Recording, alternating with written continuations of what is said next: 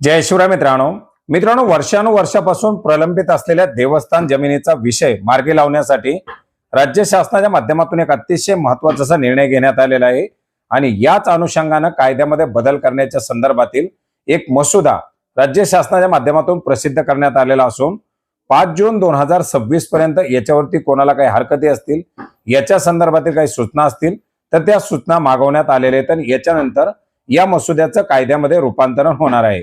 मित्रांनो, महाराष्ट्र देवस्थान इनाम निर्मूलन अधिनियम 2026 अशा प्रकारे या कायद्याला नाव देण्यात आलेले असून 5 जून 2026 पर्यंत या कायद्याच्या संदर्भातील सूचना मागवण्यात आलेल्या आहेत। मित्रांनो, सद्यस्थितीमध्ये केवळ छत्रपती संभाजीनगर विभागामध्ये देवस्थान इनामी जमिनी संदर्भात हैदराबाद इनामे व रोख अनुदाने नाहीसे करण्याबाबतचा अधिनियम 1954 व हैदराबाद आतियात चौकशी अधिनियम 1952 हे कायदे अस्तित्वात आहेत। याच्या व्यतिरिक्त राज्यातील उर्वरित ठिकाणी सद्यस्थितीमध्ये देवस्थान इनाम जमिनीबाबत कुठलाही कायदा अस्तित्वात नाही आणि सदर जमिनीच्या संदर्भातील देवस्थाने आणि नागरिकांना विविध अडचणींना सामोरं जावं लागत आहे आणि याच अनुषंगाने हा एक महत्त्वाचा असा कायदा आणण्यात आलेला आहे। सदर देवस्थान इनाम जमिनीच्या गुंतागुंतीचा विषय सोडवण्याकरता या इनाम जमिनी व्यतिरिक्त अन्य जमिनीप्रमाणे देवस्थाने आणि नागरिक यांना कायदेशीर अधिकार प्राप्त करून देण्याच्या अनुषंगाने राज्य शासनाच्या माध्यमातून हा एक कायदा आणण्यात आलेला आहे।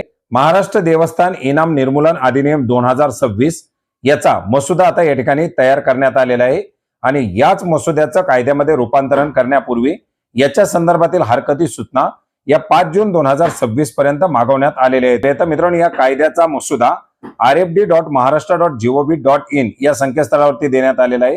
याची लिंक आपल्याला व्हिडिओच्या डिस्क्रिप्शन बॉक्समध्ये सुद्धा देण्यात आलेली आहे।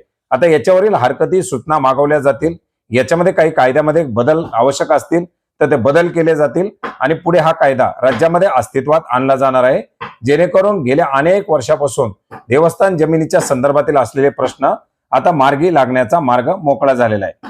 मित्रांनो, हा कायदा महाराष्ट्र राज्यासाठी असणार आहे। संपूर्ण राज्यामध्ये या कायद्याचा विस्तार असणार आहे। मात्र हैदराबाद इनामे व रोख अनुदाने नाहीसे करण्याबाबतचा अधिनियम 1954, याचप्रमाणे हैदराबाद आतियात चौकशी अधिनियम आणि वक्फ अधिनियम 1995 यांच्या व्याप्तीखाली येणाऱ्या जमिनींना हा कायदा लागू राहणार नाही, अशा प्रकारे सुद्धा या कायद्यामध्ये तरतूद करण्यात आलेली आहे। तर मित्रांनो, अशा प्रकारे देवस्थान इनामी जमीनच्या संदर्भातील हे एक महत्त्वाचं अपडेट होतं, ज्याची माहिती आपणास नक्की उपयोग पडेल अशी आशा करतो। भेटूयात नवीन माहितीसह, नवीन अपडेटसह। धन्यवाद।